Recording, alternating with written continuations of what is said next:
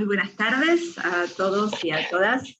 Mi nombre es María Fernanda Maquieira y les doy la bienvenida en nombre de Santillana, Lo que leo y compartir. Muchas gracias por acompañarnos con tanto interés, a quienes nos estuvieron siguiendo desde hace varios jueves en el ciclo anterior de los jueves literarios, donde hicimos relectura de clásicos, y ahora a los que se suman con esta nueva serie de conversatorios sobre ficción histórica que tendremos durante 3 jueves seguidos. La ficción histórica convoca un infinito campo de posibilidades imaginarias que se nutren de nuestro pasado. Como dice el escritor alemán Schlink en su obra El lector, tender puentes entre el pasado y el presente, observar ambas orillas y tomar parte activa en ambas. En esta serie de diálogos vamos a reflexionar con autores y autoras sobre proyectos literarios en torno a las efemérides y con sus modos de abordar desde la literatura algunos de los hechos que dieron comienzo a la historia de nuestra patria, también sobre la construcción de personajes verosímiles y cercanos a la infancia.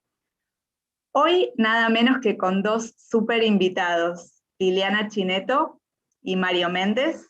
Buenas tardes a ambos. Hola, buenas ¿Cómo están? tardes. ¿Cómo está Los Fer? dos ¿Cómo está Lili? tienen una gran obra y también han trabajado y reflexionado mucho sobre este género.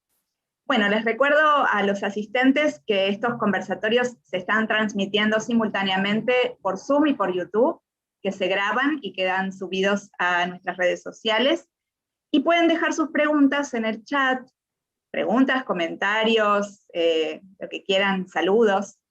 Nos lo dejan en el chat porque al final de la charla vamos a dejar un espacio para eso. Así que bueno, comenzamos, que lo disfruten. De nuevo, buenas tardes, Liliana, Mario, mucho gusto tenerlos aquí. Un placer Alegría. compartir, Bueno, estar con ustedes también. muchas gracias. Una breve reflexión sobre esta frase de Schlink, la leo de nuevo. Tender puentes entre el pasado y el presente, observar ambas orillas y tomar parte activa en ambas. ¿Qué los mueve a ustedes a escribir ficción histórica? Bueno, empiezo yo, Mario. Sí, por supuesto. Bueno, yo descubrí la ficción histórica como lectora justamente y cuando tuve que empezar a escribir o cuando me propusieron escribir un libro con ficción histórica, descubrí que ese puente del que habla esta cita es real a la hora de escribir y obviamente también es un puente que va a transitar el lector. Yo tuve que ir de una orilla a otra, de la orilla de la ficción a la orilla de la realidad histórica o los hechos históricos para construir el marco en el que iba a transcurrir mi ficción. Así que creo que es muy acertado, no la conocía y la verdad que sí, me da esa sensación de que uno cruza un puente permanentemente, tanto como a la hora de escribir como a la hora de leer la ficción histórica. Mario, ¿tu reflexión? Sí, acuerdo.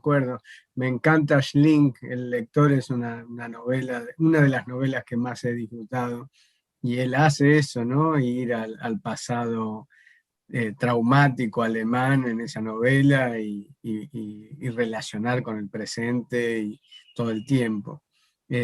Además, qué dinámico que es la cuestión de la novela histórica, porque a veces uno la visita aún sin darse cuenta.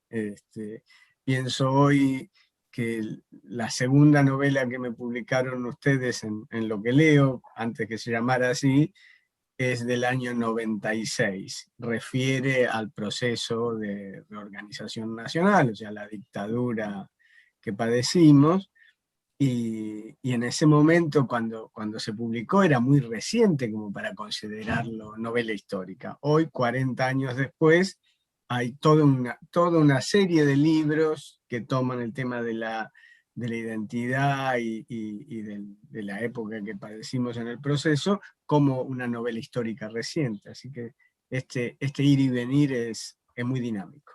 Es muy frecuente. Vamos a charlar hoy de 3 libros en particular, si bien ustedes tienen muchas obras y muchas con este abordaje. Hoy vamos a detenernos en 3 libros que voy a nombrarlos rápidamente y nos vamos a meter entonces a charlar sobre ellos. Uno es una antología que se llama Pequeñas Historias de mi País, ambos han sido autores. En esta antología tenemos textos de Elsa Bornemann, Oche Califa, Liliana Chineto, Mario Méndez y Cecilia Pisos. La particularidad de este libro es que hay textos de diferentes tipologías, de distintos géneros, y además hay un abanico de épocas, digamos, hay un abanico que arranca en 1806 y culmina en 1821, digamos, ese periodo de nuestra historia. Entonces, para situarnos rápidamente, cuéntenos ustedes, para que el público quizás no ha conocido todavía el libro, que es de salida muy reciente, cuáles son los episodios, la época, los personajes que eligieron para abordar este libro, en qué género y el tono que han tenido para abordar un libro histórico, de ficción histórica, para niños bastante chicos, digamos, como para lectores, lectoras de un primer ciclo. Cuéntenos un poquito. Bueno, yo elegí un episodio que transcurre, o que transcurrió, mejor dicho, allá por 1816, cuando se declara la independencia en Tucumán, y el Congreso, una vez que se firma el acta, que todos los diputados firman el acta, quiere mandársela al gobierno de Buenos Aires, y le entregan esa documentación tan valiosa a un soldado, Cayetano Grimau y Galvez, que un soldado que no tenía ni siquiera un sable completo, porque iba con el sable roto, y fue con esa documentación tan valiosa, y en el camino se la robaron, se perdió esa acta, que fue fundacional para nosotros, se perdió, se la robaron. Por supuesto, en un contexto histórico en que había quien se oponía, ¿no? Recordemos que había provincias que no habían querido mandar, nunca se supo qué pasó con esa acta, si se la robaron, si había espías, si eran los de los caudillos de aquellas provincias que no quisieron mandar representantes. Lo cierto es que esa acta se perdió. Entonces, Lili, vamos a decir que esto no fue un invento tuyo. No, ese fue el hecho real. No lo inventé. Tristemente, eso pasó de verdad. Ese es el hecho histórico del que yo parto.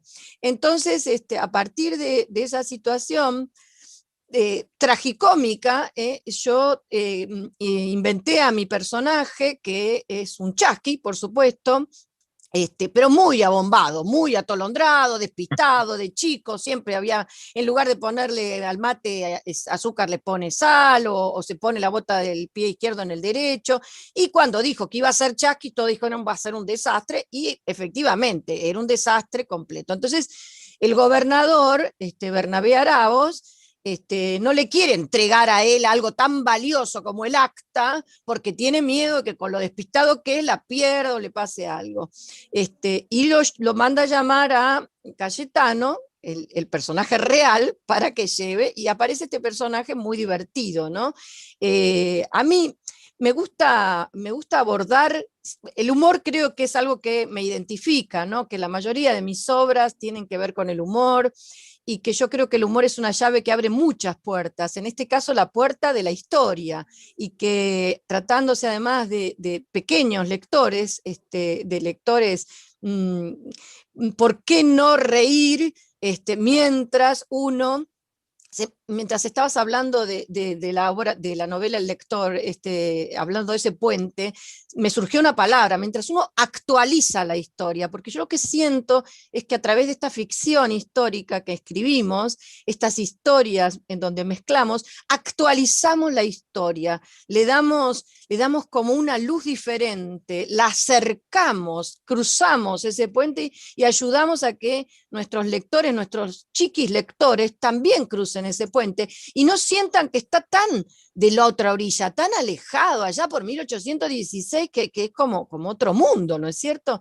Me parece que la actualizamos a través, y por supuesto a mí me gusta hacerlo desde el lado del humor, con este personaje, este chasqui despistado completamente, bueno, que igual va a ir acompañando, no voy a contar nada porque si no mi hija me reta y me dice que spoileo todo, así que acá nomás, no acá lo vamos a dejo. contar el final.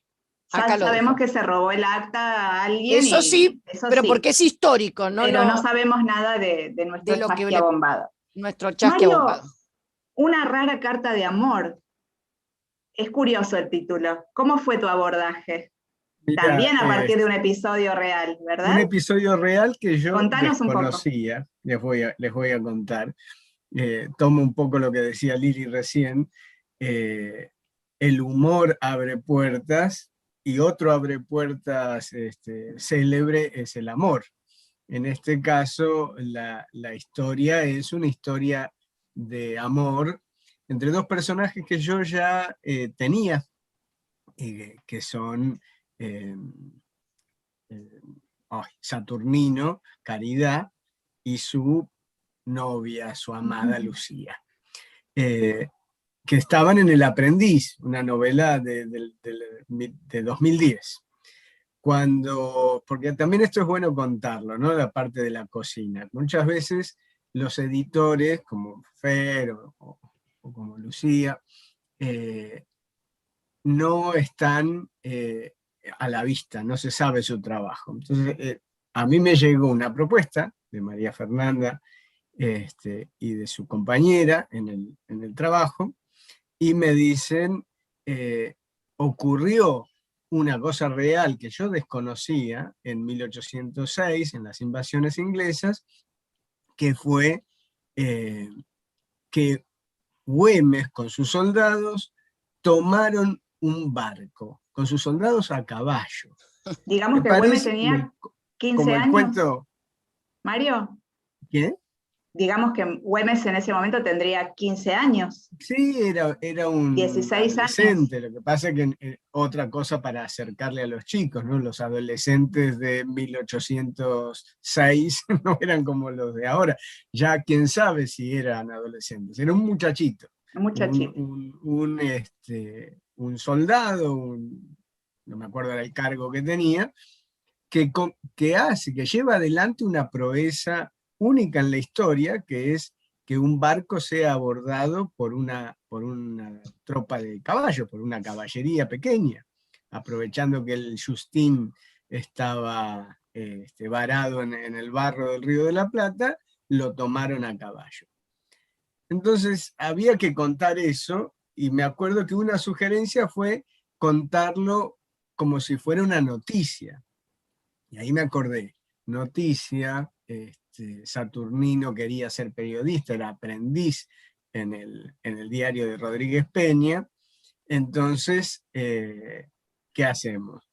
Bueno, participa Güemes de la toma del barco y Saturnino lo escribe. Y se lo manda a su amada Lucía en forma de carta de amor. Por eso es una rara carta de amor. Le cuenta una batalla. Le llega una carta embarrada junto con un regalo. No cuento más, pero bueno, me sirvió, además de que para acercar este hecho insólito, y a Güemes, a los chicos, me sirvió para rescatar unos años antes a dos personajes que yo quiero mucho. ¿Cómo hacen para lograr ese equilibrio entre estos hechos documentados en los libros de historia, en los documentos históricos, y la pura invención? ¿Cómo logran ese equilibrio? Yo cuando escribo, por supuesto la primera etapa es la etapa de investigación, donde uno se informa. Yo investigué mucho cómo era la vida de los chasquis en aquella época, las postas, el maestro de posta, que era un personaje que yo no conocía, que en algunos lugares les daban un plato de comida o por un peso podían pasar la noche. Es decir, busqué mucha información y después uno obviamente tiene que seleccionar la información. Entonces a mí me gusta usar una imagen para explicar, sobre todo a los chicos, esto, ¿no? Que es como cuando uno arma un rompecabezas de esos de muchas piezas, como de 5.000 piezas, siempre empieza por el marco, porque es más sencillo. Entonces, la parte histórica, la verdad, lo que en verdad ocurrió, es el marco de mi historia. Yo no me puedo salir de ese marco. Ahora, dentro de ese marco yo puedo hacer lo que quiero. Es decir, es real que este personaje, Cayetano, estaba en Tucumán y le pidieron que llevara. Ahora, cómo fue el suceso del robo, eso yo lo puedo inventar. Es verdad que el gobernador era Bernabé Araoz en ese momento en Tucumán. Ahora, ¿qué dijo y a quién eligió o qué decidió? Eso ya es como yo tengo la libertad dentro de ese marco de poner las piezas que a mí me gustan, las que tengo ganas. Me gusta pensarlo de esa manera. Entonces hay, por supuesto, una gran investigación que yo tengo que filtrar y quedarme con aquello que me sirve de marco, como de frontera, de la que yo no me puedo salir. Ese es mi límite. Dentro de esa frontera, yo puedo hacerle decir a Belgrano, a Bernabé Araoz y a Cayetano lo que quiera, porque no hay ningún testimonio que diga que no dijeron eso y dijeron otra cosa. Eso es un poco la manera en que yo se lo suelo explicar a los chicos, ¿no? Cómo trabajo el material histórico mezclándolo con la ficción. Pero sí hay un verosímil, Lili, Mario, hay un verosímil que uno tiene que tener como norte, ¿verdad? Sí, más allá de que uno inventa, uno no puede inventar cualquier cosa. O sea, digo, para que los chicos lectores se imaginen el trabajo de ustedes, de documentación, de estudio, de análisis de los documentos históricos, de las fuentes. Luego hay una invención, hay una creación, pero también hay un verosímil de época. Me acuerdo que lo hemos charlado mucho, Mario, por ahí querés contarlo, sobre, por ejemplo, el cumpleaños del personaje. Claro, claro. Hay una sutil, si se quiere, tensión entre la verdad y el verosímil, que sabemos que son dos cosas diferentes, y entre la realidad histórica y la forma de abordarla, sobre todo en este caso en particular de este libro, que era para chicos, que es para chicos pequeños. Entonces, uno se toma ciertas libertades, como dice Lili, uno le hace decir a Bernabé Araoz lo que se le ocurra, siempre y cuando, digamos, sea creíble por el lector, ¿no? Si Bernabé Araoz o Güemes o el personaje saturnino, que es completamente inventado, tiene que hablar de una manera en que el lector diga, bueno, esto es así. Incluso que los docentes que nos escuchan, las y los docentes que nos escuchan, digan, bueno, yo no le estoy enseñando, ayudando, complementando la enseñanza de la historia a mis chicos con una cosa que es imposible. Así que en la ficción histórica el tema del verosímil tiene una complejidad más. Decía el episodio del cumpleaños de Lucía que aparece en tu texto, como para darlo de ejemplo, me parece válido, para que se den una dimensión del trabajo que se toma esta gente en escribir. Mario menciona que es el cumpleaños de Lucía, entonces recibe un regalo. Y en un momento de nuestra conversación dijimos, bueno, hacemos que se festejara el cumpleaños del personaje, que iban los familiares, que había una comida. Mario investigó y buscó el dato, y en esa época no se celebraban los cumpleaños de los niños, de las niñas, tal como los conocemos en una época posterior, entonces tuvo que ajustar su idea a ese verosímil, ¿no es cierto? Y lo mismo con la edad, porque con la edad. Era un cumpleaños de una chica que en un momento pensamos que fuera de 15 y después dijimos no, es un poco más chica, y bueno, no había cumpleaños de 15, no había, las mujeres estaban absolutamente relegadas, no leían. El personaje de Lucía aprende a leer, no todas, ¿no? Pero la mayoría no tenían acceso a eso, aún en las clases altas, y el personaje aprende, digamos, tramposamente, engañando a su padre, y por eso puede recibir una carta, ¿sí? Sí, si yo hacía un cumpleañitos con globos y con si vos no torta, no explicabas era, la cuestión no de la era posible, escritura, ¿no? Porque cómo ella escribe un diario o recibe una carta. Bueno, justamente tuviste que buscarle una manera de que ella pudiera aprender a leer y a escribir a escondidas, con libros que alguien le llevaba.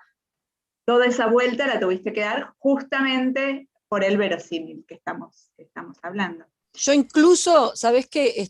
Me fijé, investigué a qué distancia estaban las postas para calcular los momentos del día en que cambiaba de caballo, se queda tomando mate, o cena, o duerme. Entonces, con el Google Maps incluso fui calculando los momentos, buscando además cuando va a atravesar qué río, o sea, todo eso. La verosimilitud también requiere de los datos geográficos incluso, por ejemplo, ¿no?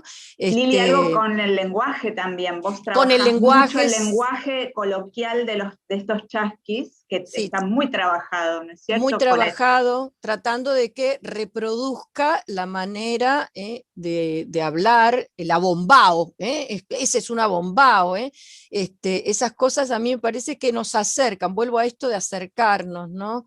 Y acercar a los chiquis a una realidad tan diferente, ¿no? Tan diferente de la que viven ellos. Vamos a charlar un rato de estos dos libros. Vamos a ir intercambiando un poco de ideas sobre ambos. Los menciono un poco rápido. Cielito de mi bandera de Lili también es para esta misma franja de edad, como para un primer ciclo. Es un libro que tiene como personaje que cruza todo el libro, digamos como personaje central, a Manuel Belgrano.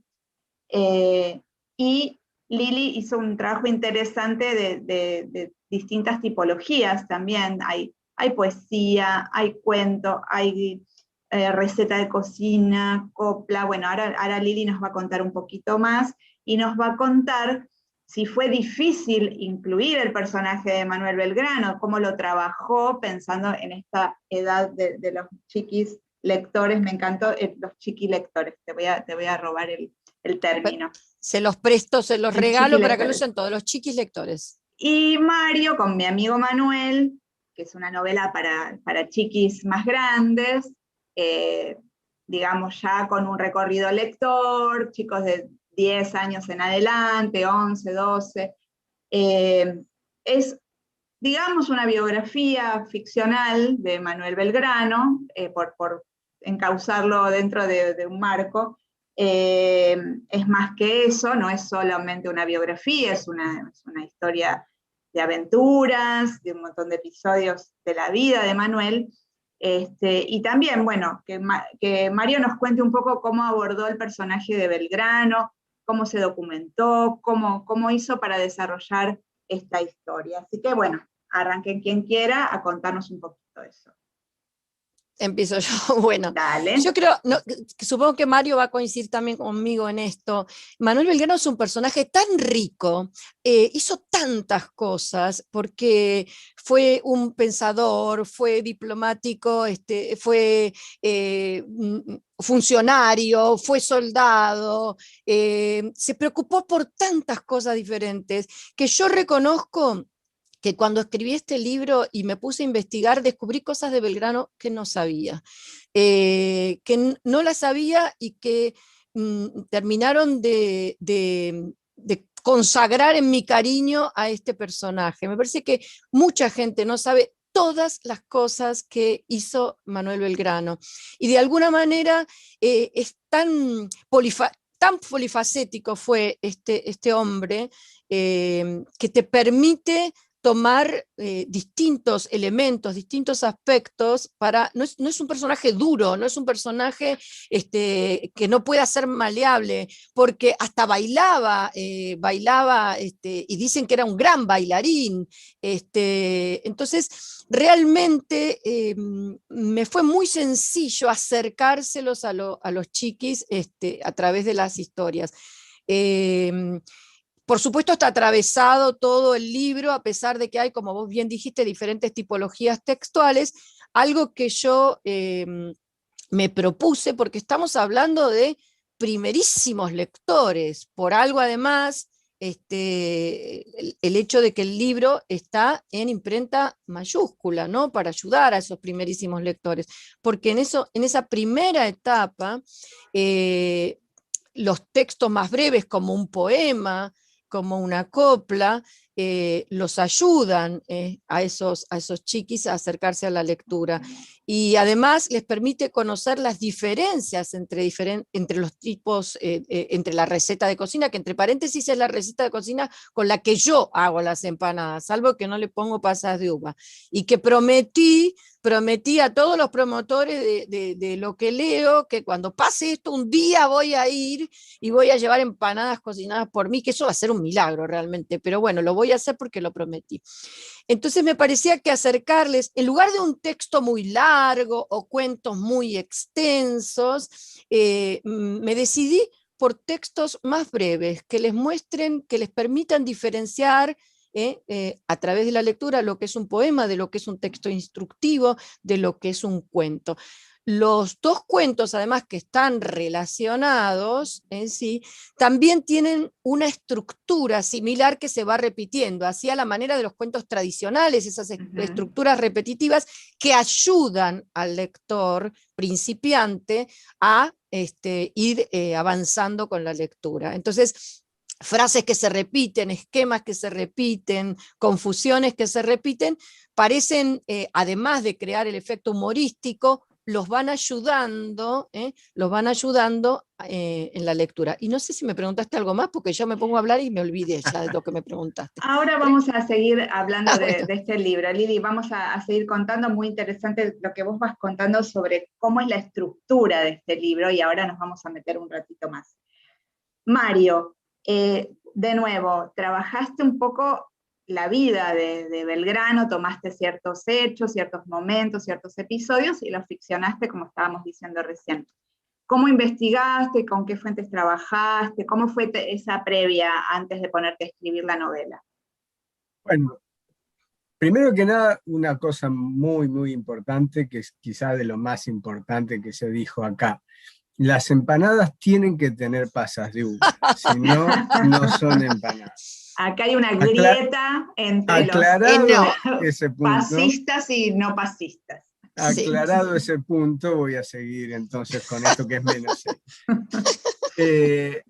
Mi amigo Manuel es la historia de Belgrano. Yo me propuse contar su vida y busqué, o sea, mi primera cuestión, además de leer muchísimo, fue pensar cómo iba a contarla. ¿Sí? Lo iba a contar él en primera persona, al estilo de Soy Roca, ponele, de Félix Luna. Lo iba a contar una tercera persona completamente omnisciente, que sabe lo que Belgrano estaba pensando. O lo iba a contar alguien que está cerca de él, que sabe casi todo, pero no todo. Y elegí esto último. Un narrador testigo que lo admira mucho, que es un personaje inventado, Francisco, que se crió con él. Y entonces eso o sea, eran vecinos, le permite ir acompañando la historia de Belgrano, y además cuento la historia de Francisco, porque es una novela desde el día que se conocen, robando membrillos, hasta el final de la vida de Belgrano, y unos años después, cuando Francisco por fin ve que su amigo es reconocido. Para investigar, bueno, muchísimo de todo, desde la web, que la verdad que es una maravilla, ¿no? Te permite acceder a muchísimos datos, a libros de divulgación histórica, como los de Piña, a libros más rigurosos de historia, como Alperindongui. Leí muchísimo. Vi la película, esa que trabaja Pablo Rago. Leí además sobre un personaje que acompaña la historia, que es Remedios del Valle, y que es un personaje muy importante en la historia, y es un personaje real, bastante poco recordado, y también me documenté sobre eso, y bueno, me enteré de cosas muy importantes y algunas que parecen, como decíamos antes, con lo del el acta robada o Güemes subiendo a caballo a un barco, como que la batalla de Tucumán fue absolutamente decisivo, una invasión de langostas que jugó a favor de los patriotas y que desorientó al ejército español, que era muchísimo más grande que el de Belgrano. Que Belgrano además era un tipo con mucho humor, esto me acordé con lo que era muchísimo más grande, cuando Pío Tristán le escribe una carta desde el ejército grande, Belgrano le responde la misiva devolviéndole una plata que le había mandado Tristán desde el ejército chico. Era un personaje maravilloso, Belgrano, Sí. como dijo Lili, tantas aristas. Tenemos a Sarmiento como el padre de la escuela, pero en realidad el primero que pensó en la escuela, por Fue una cuestión Sarmiento. cronológica, fue Fue Belgrano. Fue Belgrano. Y el primero que pensó en la educación de las mujeres. De las niñas. Exactamente.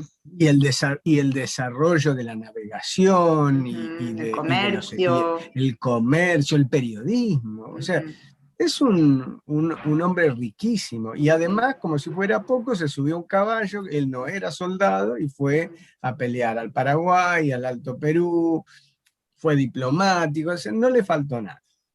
Y además bailaba, dice Lili, Sí. y dicen que era muy seductor. También era un hombre enamoradizo. También. Así que bueno, fue un placer investigar.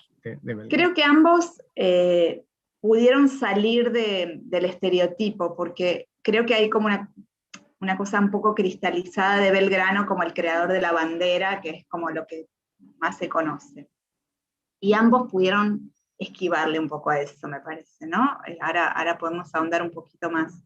En tu caso, Lili, si bien el libro se llama Cielito de mi bandera, y está clarísimo que la bandera y la creación de la bandera es un eje fuerte en todos los textos, vos lo contás de una manera distinta, lateral, digamos, evitás el estereotipo, porque lo que contás es justamente la previa a la llegada, ¿no? Están todos esperando que llegue un invitado, que llegue alguien importante y no sabemos quién es y se va preanunciando, y luego la creación de la bandera, pero desde un lugar mucho más entrañable, más familiar, más desde adentro de la casa. ¿Querés contarnos un poco cómo fue esa decisión tuya? Sí, el episodio, por supuesto, investigando, encontré también este dato de doña María Catalina Echevarría, que era la hermana de un íntimo amigo de Manuel, otro tenía, no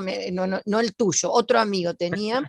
Al mío lo quería más, porque lo conocía bien. Bueno, puede ser, pero este era Vicente, habían estado juntos trabajando en el consulado, y justamente cuando le dan la orden a Belgrano para ir a inaugurar las baterías Libertad e Independencia, esos son los datos históricos que copiamos nosotros en el cuaderno de cuarto, en el cuaderno de quinto, viste que lo repetíamos y repetíamos. Ahí se le ocurre crear la bandera, y ese es como el dato duro, ¿no? Hasta ahí era lo que uno sabía. Bueno, finalmente, investigando, Vicente le propone que ya que va a ir a Rosario, ¿por qué no se aloja en la casa de su hermana, que es doña María Catalina? Y efectivamente Belgrano se aloja en la casa de la hermana de su amigo, y a ella es a quien le pide que cosa esa primera bandera, sin permiso de las autoridades. Después le dijeron que no, que la sacaran porque se armó un lío bárbaro, pero él igual hizo jurar a las tropas frente a esa bandera, que dice que la hizo hacer celeste y blanca, tomando los colores de la escarapela. Así dice el texto, texto histórico sobre el que yo me basé. Entonces, a mí me gusta esto de la ficción histórica, que es meterse en la historia, pero por otro lado, como por otra puerta, por la ventana, que nos permite espiar la vida cotidiana de los personajes. Porque ¿a quién se le había ocurrido dónde iba a alojarse Belgrano cuando fue a Rosario a inaugurar? Es decir, que todo eso creo que, en especial en la ficción histórica para chicos, para nuestros chiquis, los acerca, lo vuelve un personaje que no es el que está en el cuadro colgado en el aula o el que está en la figurita del Villiquen, voy a decir, pero no sé si existe más el Villiquen, pero bueno, en la figurita del libro, de lo que leo, no, Santillana, en la parte de historia. Es un personaje real, un personaje que va a comer las empanadas, que toma mate, que se levanta temprano, que, bueno, en fin, todas esas pequeñas cosas que lo vuelven, está mal decir que lo humanizan, porque en realidad era un ser humano. Yo quiero decir que nos lo acercan, lo vuelven cotidiano. Para los chicos deja de ser eso tan extraño que aparece en la historia. A mí me parece un abordaje, siempre me gusta aclarar además que con nuestros libros nosotros no pretendemos enseñar historia, pretendemos acercar a los chicos a la historia, abrirles una puerta por la que después podrán pasar para aprender los datos históricos, que de todas maneras no es ese nuestro objetivo, enseñar historia, por eso también nos podemos tomar estas libertades. Entonces, doña Catalina y Clotilde, que es la criada, y Casimiro, que está ahí, que quiere saber quién es este personaje que viene, que hay una serie de cada vez que escuchan que golpea la puerta va y los animales que también aparecen y se quieren comer las empanadas. Acá hay un debate, Mario, con el tema de las pasas en el chat, que no te podés imaginar el lío que armaste. Y bueno, el lío que armaste. Hacemos un censo. Sí, vamos a hacer no hay problema, puedo hacer la mitad de pasa o no pasa. La mitad la voy a hacer con pasas y la otra mitad sin pasa para que no haya problema. Entonces, este personaje me pareció cálido, me pareció que me permitía dar una imagen de Belgrano que, como dijimos, un innovador, sus ideas sobre industria, sobre comercio, sobre educación, la educación de las mujeres, realmente volverlo un ser como alguien que puede venir a alojarse en mi casa, como un amigo, como el amigo Manuel también. Así que desde ese lugar yo tomé ese dato histórico para después jugar, como dije, con la ficción, con estos otros personajes, con Casimiro, con Clotilde, y bien, y el resto de los textos son textos donde está, por supuesto, la temática como en Cielito de mi bandera, pero como les dije antes, para acercar a nuestros lectores principiantes a diferentes tipologías textuales, a diferentes tipologías textuales. Y ya me perdí, ya no sé si te contesté, si no te contesté. Sí, claro, seguro. Sí. Bueno. Volvemos a mi amigo Manuel. Nos contaste que leíste mucho, que investigaste muchos datos duros, datos de la historia, pero nos imaginamos que tuviste que descartar, que elegir, que contar. ¿Cómo trabajaste? ¿Cómo fue esa elección? Porque, como dijimos antes, Belgrano es tan rico, hizo tantas cosas, que yo tenía que recortar por distintas razones, algunas por la extensión de la novela, otras por necesidad narrativa, ¿no? Por lo que me convenía a mí contar o no, otras incluso lo voy a confesar públicamente, por una cuestión de elección con respecto a cómo era un ser humano, a las cuestiones más contradictorias o difíciles, que es la historia con los hijos naturales que tuvo y que no si bien los reconoció de hecho porque les dejó tierras y el mayor, que recién a los 20 años se enteró que era hijo de Belgrano, lo crió su cuñada, con Juan Manuel de Rosas. Bueno, esa parte se la hago contar al amigo que lo comprende, que entiende, que no sabe demasiado de algunas cuestiones que mejor prefiere no hablar. Entonces, por ejemplo, la bandera, ya que estamos con Cielito de mi bandera.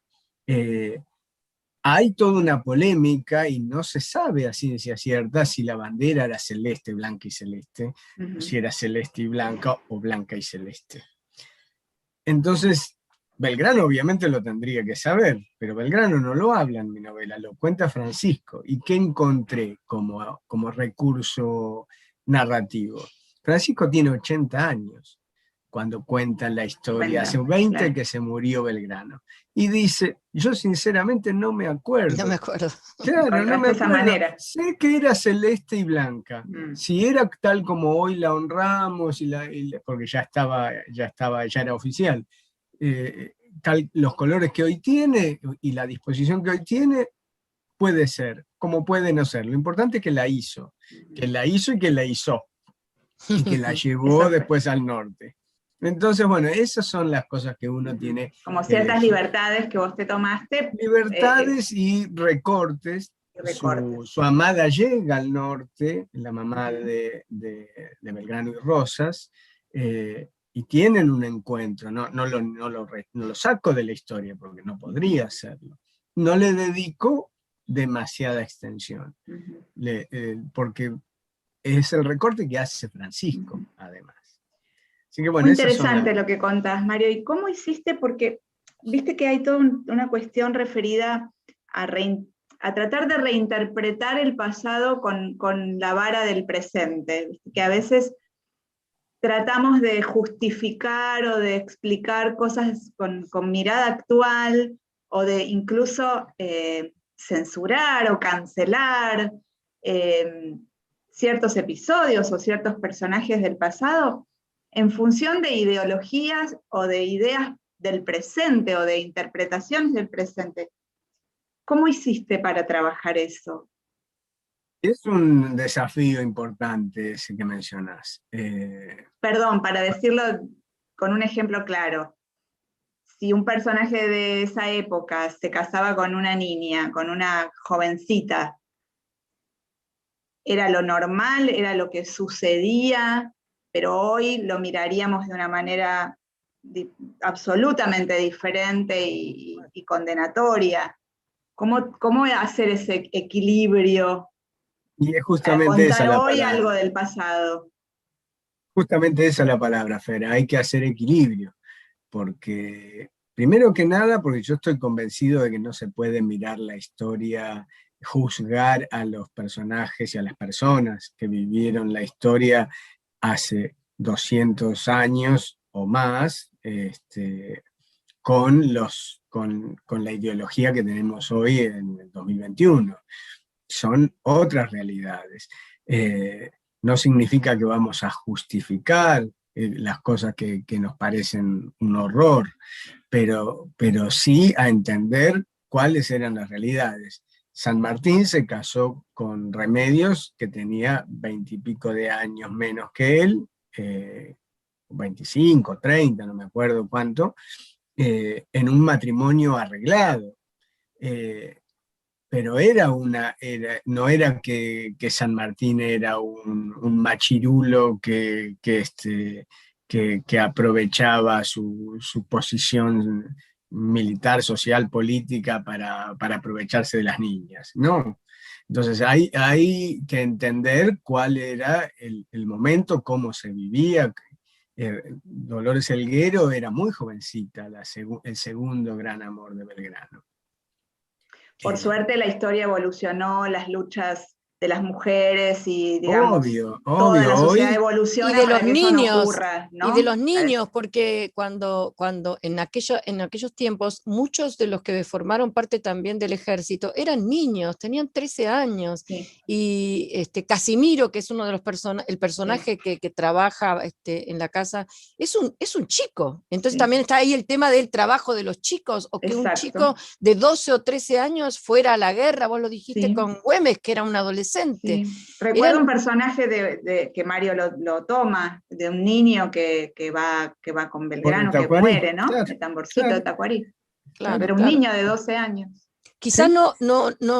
Por supuesto no debemos cuestionarlos porque son épocas diferentes, pero podemos meditar sobre estas cosas, ¿no? Dejar de quedarnos pensando, ¿no? Por Bueno, ejemplo, acercar a los chicos, chicas de hoy para repensarlo, ¿no? claro, Justamente. repensar, porque una época en la que existía la esclavitud, por ejemplo, Exacto. que es una aberración de la humanidad, y sin embargo existía la esclavitud, y había esclavos y parecía como lo más natural. Entonces, no podemos renegar de lo que ocurrió, pero quizás reflexionar para que haya cosas que no se repitan. Me parece que ese es el desafío, Exactamente. ¿no? Es decir, no lavarlo, no, no, no, No, no lavarlo, No, sino no, no, mostrarlo y no. justamente mostrar esa evolución de la historia y de la sociedad. Hay exactamente. Pasamos, algunas, perdóname, de la sí, dale. ficción a la realidad. El ejemplo del cine. Pasamos de cuando se censuró El Santo de la Espada, película histórica de Torre Nilsson, y Sí. se le cortó que San Martín se descomponía en la cordillera de los Andes porque los héroes no vomitan, frase célebre del censor, a mostrar la realidad humana, los dobleces, las dudas, los miedos, las descomposturas de Belgrano o de San Martín en las Ujú. películas que se hicieron hace poquitos años. Y Claro. lo mismo pasa con la literatura. Vamos a ir mirando un poquito las preguntas del Sí. chat que empezaron, y después vamos a ver. Pregunta Silvia Pertús, dice, sin duda la experiencia docente de ambos influye y los guía para contar estas historias para los chicos y chicas, ¿verdad? ¿Les Sí, influye el haber sido docentes? Yo creo que sí. totalmente. Silvia, te mando un beso además, una alumnita mía queridísima, Ah, muy le bien. mando beso. Y yo creo que sí, que el haber sido docentes te acerca realmente, te deja esa mirada de infancia que a mí me parece tan importante, ¿eh? Yo siempre digo que la literatura infantil se escribe con pluma de adulto, pero con ojos de infancia. Y el trabajo docente no nos permite olvidar la mirada de la infancia. Mario, tú haber sido maestro, Mira, yo voy a eh, ser también así muy fuerte en la definición. Yo no hubiera escrito literatura para niños si no hubiese sido maestro. Así de sencillo. No, la conocí, la disfruté y la empecé a escribir después de ejercer ujú. varios años. Yo escribía para grandes. Así que a la escuela le debo absolutamente todo mi presente como escritor y mi desarrollo. A mí me pasó lo Buenísimo. mismo, Mario. Sabés que yo siempre dije que iba a ser escritora desde que era chiquita, pero cuando empecé a trabajar como maestra tenía que leer los libros que iba a pedirles a mis alumnos para que leyeran durante el año. Entonces me tenía que leer 50 libros y de tanto leer para chicos me dieron ganas de escribir para chicos. Así que también se lo debo a la docencia, ¿eh? Muy bueno. Bueno, les cuento que tenemos en el chat un montón de mensajes de amor para ustedes. Muchos, muchos. Opa, Hay cientos de me personas compromete. cientos de personas que nos acompañan desde distintos lugares del país, y mucho mensaje de amor. Hay uno que dice, Ceci dice, soy hija de una docente, tengo 12 años y cuando era más chica leí todos los libros de Diminuto que me encantaron. Que está Me acá gusta mucho conmigo. Mira. el Diminuto que está al lado, ahí lo Acá está está, viendo. mi Y compañero, por Ceci supuesto. dice que está con su mamá escuchando esta conversación. Así Qué que Entonces, bueno. un beso grande gracias. para Ceci, para la mamá. Un placer, Un realmente. placer, muy bien. Bueno, Patricia Bouchet dice, ¿cuáles son los próximos desafíos que tienen relacionado con ficción histórica? ¿Están con algún otro proyecto? ¿O tienen ganas de escribir sobre algún otro personaje? Entendemos que Belgrano es realmente muy querido. ¿Tienen idea de trabajar con otro personaje o están con otro proyecto de ficción histórica? Bueno, yo en este momento terminé, pero no puedo contar nada, porque yo nunca hablo de los libros que escribo hasta que ya están terminados y todo, porque creo que me da buena suerte, hasta ahora me ha dado buena suerte, pero sí hay una importante carga histórica en esa novela que terminé y que estoy en la fase Y yo la verdad es que ahora me envicié con la ficción histórica. Cuando empecé a escribirla fue un desafío, pero ahora me gusta. Es más, me gusta investigar porque en algún momento la historia me susurra al oído lo que yo voy a escribir. Yo tengo esa sensación que encuentro en la cotidianeidad o en los detalles la punta del ovillo de la que voy a tirar y encuentro el punto de partida y la historia. Así que a mí me gustaría seguir escribiendo. No sé si algún personaje, me gustaría sí, escribir otra novela u otro libro de ficción histórica, porque realmente Bueno, me entusiasma. te gusta. Así que Lili está con un proyecto, pero no nos va a contar, es secretísimo por cábala. Por Mario, cábala. ¿vos podés contarnos algo? ¿Estás con algún proyecto o con ganas de escribir ficción histórica? Mira, va a salir un libro pronto de ficción histórica cercana, que me gustó mucho escribir, lo que decíamos de cosas que nos ocurrieron hace 40 años, concretamente de Malvinas, y me gustó muchísimo escribirlo. Y estoy escribiendo, como estoy entusiasmado con la historia, pero más cercana, escribiendo unos cuentos que tienen que ver con las distintas décadas del siglo XX, con situaciones puntuales del siglo XX. Te lo vendo, Fer, si vos querés, en cualquier momento. Vamos a buscar una editora por acá, a ver. Lucía Aguirre está por ahí. Bueno, hablando de Lucía Aguirre, la quiero nombrar porque ella fue la editora de estos 3 libros que mencionamos.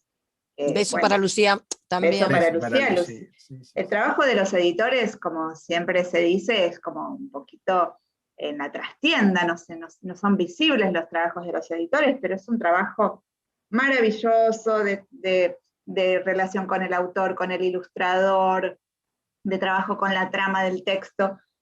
Así que, bueno, Lucía es una gran editora que trabajó con estos libros y que además tuvo, digamos, un asesoramiento, porque además de todo lo que ustedes investigan, nosotros también desde la editorial tenemos un asesoramiento de historiadores que leen los materiales, leen los manuscritos, como se decía antes, los manuscritos, para justamente ver el verosímil, ver algún dato, que todo esté correcto, que ustedes estén seguros de que está súper, súper cuidado al detalle eso. Bueno, alguien que no nos pone el nombre, pero dice, Mariam Reartes dice que mi amigo Manuel lo trabajaron y lo leyeron durante la pandemia, desde la virtualidad con los alumnos de sexto y que les encantó, así que gracias Mariam. Gloria Scolari, para Mario querido, qué placer verte y escucharte, recuerdo las charlas en los viajes que compartimos por las escuelas y bibliotecas del partido de Villegas. Gloria Scolari. Maravilloso, qué lindo recuerdo. A Villegas fui, creo que el último viaje prepandemia a un festival que se hizo en Villegas, y había ido un par de veces antes, así que bueno, un beso, Gloria, y las compañeras y bibliotecarias y amigas, maestras y maestros de Villegas, un placer. Bueno, lindos recuerdos. Muy lindo. Ustedes dijeron al principio que sí son lectores de novelas históricas, que les gusta como lector de adultos, ¿no? Y a lo mejor, si quieren, nos recomiendan alguna que han leído, que están leyendo, piénsenlo tranquilos, nombramos El Lector, que coincidimos todos que nos encanta esa novela. Bueno, quizás nos quieran nombrar alguna que les haya gustado mucho. Yo arranco, así la van pensando, disfruté muchísimo como lectora de las novelas de Andrés Rivera. Recuerdo El Farmer, que fue una novela deslumbrante. Bueno, creo que todas sus obras, pero en particular recuerdo El Farmer, el impacto que me causó, y la visión de Juan Manuel de Rosas, que es un personaje absolutamente polémico y con muchas aristas. Cómo él lo cuenta, es entrañable esa novela. Así que si nos quieren ustedes compartir algún consejo, alguna recomendación de lectura de novela histórica para quienes nos están viendo. Yo leí durante la pandemia una trilogía histórica, Ah, unos libros que creo que el más corto tenía 1600 páginas, y bien. de Ken Follett, se llama Ujú, Century, y toma la historia de 5 familias, una rusa, una inglesa, una alemana, desde antes del comienzo de la Guerra Mundial hasta casi nuestros días. Y a mí, más allá de que, bueno, quizás porque lo leí en una traducción, yo no leo inglés como para leerlo en el idioma original, puedo decir que hubo momentos en que me costó más avanzar con la escritura. Uno separa lo que es el, el, la manera de contar de la trama. La trama me pareció impecable, una construcción histórica que a mí me abrió la cabeza en muchas cosas y me fascinó. Y después también en los últimos tiempos leí que las novelas de Elena Ferrantes, también Sí, precioso, preciosas, las 4 novelas preciosa, de, sí. de la saga Dos La amiga Amigas. estupenda, ¿no? La De la amiga primera. estupenda es la primera, que se la súper. Esta sí es deliciosa la historia y es deliciosa la manera en que está contada. La escritura era como que no podía parar, no podía hacer otra cosa y por eso Hermoso. se me quemaban las milanesas. Que nos habla de Italia y de Nápoles, de ese Nápoles que va evolucionando. Y sabes, y lo último que recuerdo, porque recién me trajiste un recuerdo, no sé por qué, de mi adolescencia, con Amalia de José Ah, Mármol. claro. Y saben que yo, cuando estaba en la universidad y después cuando estaba, la volví a releer, porque a mí esa historia de amor tan trágica que está detrás de Amalia, yo creo que es una novela que habría que rescatarla y volver a leerla, ¿no? Esa historia tan Ujú. dolorosa, ese amor tan, que a mí me conmovía mucho. Mira, Me vino a la memoria en este momento. bueno, recordamos esa novela histórica. ¿Y Mario, algo que nos quieras recomendar? Sí, como no, hice una tarea previa y me vine documentado. Ah, Ah, muy Este, genial. bien. voy a, voy a rescatar un libro que espero que no esté en el olvido, porque generalmente cuando hablamos de narrativa histórica pensamos en la novela histórica. Pero Ujú. yo voy a hablar de un libro de cuentos que es Misteriosa Sí. Buenos Aires, de Ah, Manuel genial, Bulnes, maravilloso. organizado cronológicamente desde el hambre, de la fundación de Buenos Aires, hasta en los primeros años del siglo XX, con cuentos que son inolvidables. Así que Misteriosa Buenos Aires, Muy linda dos recomendación. antologías, dos antologías de cuentos también que me gustan muchísimo, una por la historia reciente que releí mucho, que es Las otras islas, que tiene el título es un cuento de Inés Garland, y hay cuentos de Ujú. Juan Forn, de Esteban Valentino, que son buenísimos. Una selección con prólogo de Guillermo Saavedra, que se llama Ujú. Cuentos de Historia Argentina, donde está esa mujer, donde está la carga de Membrillares, de Fontana Rosa, donde hay cuentazos, entre ellos uno de los que más me gusta, que es Las actas del juicio de Ricardo Piglia, Mm. en el que habla uno de los asesinos de Urquiza en el Ujú. juicio que se les hace después. Y para terminar Muy con la bien. LIG, Ah, un montón. rápidamente, dos de invitadas prontas de ustedes de la semana que viene, creo. Ah, pero La Mario nos Rosa, hace publicidad Todo, sí, yo del soy todo. próximo completo, soy conversatorio. completo, si me dan Completito, pasas Completo. de muy bien. uva, soy completo. La Mario, Rosa del Río, de Laura Ávila, y Juana la Intrépida Capitana, de Adela Bash, que son dos librazos.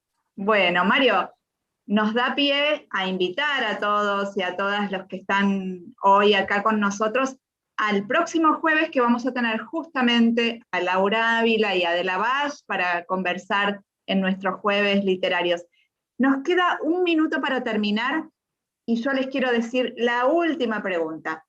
Si pudieran viajar en el tiempo, ¿a qué época les gustaría ir y a quién les gustaría conocer? Yo quisiera viajar a la época de Belgrano, yo quisiera ir a conocerlo a Manuel Belgrano y a San Martín. y hasta bailaría una samba con Belgrano, te digo, vieron que yo lo mío también es el baile, así que a mí me gustaría mucho esa época de la historia argentina, tan llena de pasión, tan llena de esas ansias de libertad. Esa es una de mis épocas preferidas. Mario.